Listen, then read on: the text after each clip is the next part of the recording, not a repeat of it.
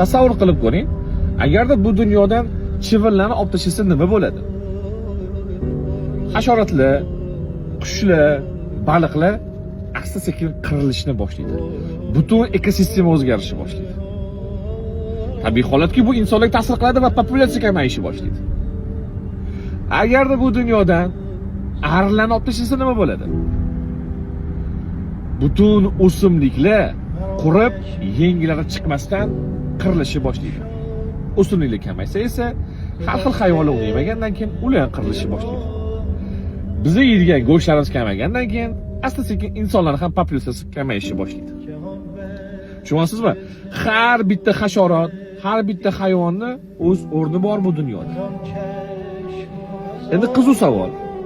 Agar bu dunyodan insonlarni olib tashlasa nima bo'ladi? Asta-sekinlik bilan havo tozalanadi. Buzilgan o'rmonlar, kesilgan daraxtlar qayta tiklanishni boshlaydi. Daryolar shaffof holatga keladi. Tushunyapsizmi? Yo'q, tushunyapsiz. Bu dunyo biz uchun emas. Tushunolinglar. Biz o'yaqqa yetishimiz kerak. O'tda yaxshi va yomon joyga yetishimiz esa amallarimizga bog'liq. Amallaringizni to'g'rilang.